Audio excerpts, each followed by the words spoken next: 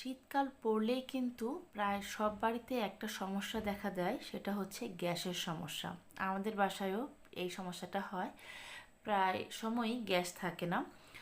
তো আজকেও ঠিক তেমনি গ্যাস ছিল না, তো ভাবলাম রাইস কুকারে দুধটা গরম করে নিই। এর জন্য এখানে একটা রাইস কুকার আমি নিয়ে নিয়েছি। আর রাইস কুকারের যে পাত্রটা থাকে সেখানে আমি দুধ নিয়ে নিয়েছি। রাইস কুকার কীভাবে চালাতে হয় যারা জানেন না তাদের জন্য ভিডিওটা করছি, দেখিয়ে দিচ্ছি। এটা ওয়ার্ম মোডে থাকে, কানেকশন দেওয়ার পর এটা কুকিং মোডে চলে যায়। যখনই আপনারা এই সুইচটা নিচে নামিয়ে দেবেন তখন ওয়ার্ম মোড থেকে এটা কুকিং মোডে চলে যাবে। তার মানে এখন এই দুধটা কুকিং হচ্ছে, রান্না শুরু হয়ে গেছে। আমরা গ্যাসের চুলা যেমন গ্যাস অন করে দিলে সাথে সাথে এটা গরম হয়ে যায়, এটা কিন্তু সেরকম গরম হবে না, একটু সময় লাগবে। রাইস কুকারে একটু রান্না হতে সময় লাগে। এটা 10 মিনিটের মতো সময় আপনাদের দিতে হবে, দেখবেন দুধটা আস্তে আস্তে জাল হবে। রাইস কুকার কিন্তু প্রায় অনেক ধরনের রান্নাই করা যায়। এর আগেও আমি রাইস কুকারে অনেক ধরনের রেসিপি আমার চ্যানেলে আপলোড করেছি, আপনারা সেগুলো খুব পছন্দ করেছেন। তো ভাবলাম রাইস কুকারে কীভাবে দুধ জাল দেওয়া যায় সেই ভিডিওটা আমি আপনাদের সাথে শেয়ার করি।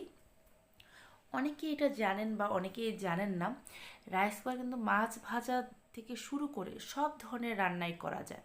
দেখুন দুধটা কিন্তু গরম হওয়া শুরু করেছে। যারা জানেন না তারা হয়তো ভাবেন যে রাইস কুকার শুধু ভাতই রান্না করা যায়, কিন্তু না, মাছ মাংস সব কিছু, ইভেন কি এরকম দুধও আপনারা জাল দিতে পারবেন।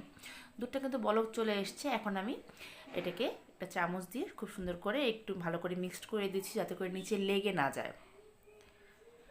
আর আপনারা রাইস কুকারে যখন দুধ জাল দেবেন তখন কিন্তু চামচটা আপনারা এরকম স্প্যাচুলা ব্যবহার করবেন, অর্থাৎ স্টিলের চামচ ব্যবহার করবেন না। যেহেতু কারেন্টে আমি কাজটা করছি তাই এখানে স্টিলের চামচ ব্যবহার না করাটাই ভালো। আপনারা চাইলে কাঠের চামচ দিয়েও করতে পারেন, বা আমার মতো এরকম স্প্যাচুলা কিনে নেবেন, সেই স্প্যাচুলা দিয়ে করলে পরে এটা সেফটি থাকে আর কি। খুব ভালো করে আমি জাল দিয়ে নিচ্ছি।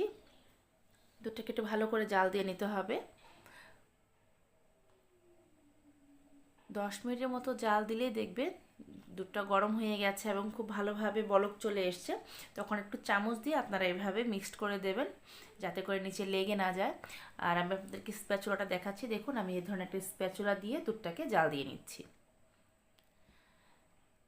শীতকালে যখন গ্যাসের সমস্যা থাকে তখন কিন্তু আমরা বিভিন্ন সময় রান্না করতে চাইলেও করতে পারি না। বিশেষ করে শহর এলাকায় যারা থাকি তাদের কিন্তু এই প্রবলেমটা হয়েই থাকে। আপনারা চাইলে এরকম রাইস কুকার যদি বাড়িতে একটা থেকে থাকে, আপনারা খুব সহজে এই রাইস কুকারে সব ধরনের আইটেম করে নিতে পারবেন। অলরেডি অনেকগুলো ভিডিও আমি আমার চ্যানেলে আপলোড করেছি। আবারও আপনাদের জন্য রাইস কুকারে কী করে নতুন নতুন রেসিপি তৈরি করা যায় সেই ভিডিওগুলো আমি দেখানোর চেষ্টা করব। যারা রাইস কুকার রান্না করতে জানেন তারা তো জানেনই, যারা জানেন না তারা আমার ভিডিওটা দেখে শিখে নিতে পারবেন। আমার এই নতুন নতুন রেসিপিগুলো দেখার জন্য কিন্তু আমার চ্যানেলটাকে অবশ্যই সাবস্ক্রাইব করে পাশে থাকা বেল আইকনটা ক্লিক করে দিতে হবে, তাতে করে আমি যখনই আমার চ্যানেলে কোনো নতুন ধরনের রেসিপি বা ভিডিও আপলোড করব আপনি সবার আগে নোটিফিকেশন পেয়ে যাবেন। দেখুন 10 থেকে 15 মিনিট কিন্তু এটাকে আমি খুব ভালো করে জাল দিয়ে নিয়েছি। আপনারা যখন দেখবেন যে দুধটা ভালো মতো জাল চলে আসছে তখন কিন্তু এটা জাল দেওয়ার প্রয়োজন নেই। এখন আমি রাইস কুকারটা বন্ধ করে দেব। কী করে বন্ধ করছি সেটাও আমি দেখিয়ে দিচ্ছি।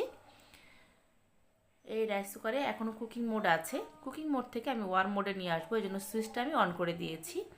তাতে করে কুকিং মোড থেকে এটা ওয়ার্ম মোডে চলে আসছে।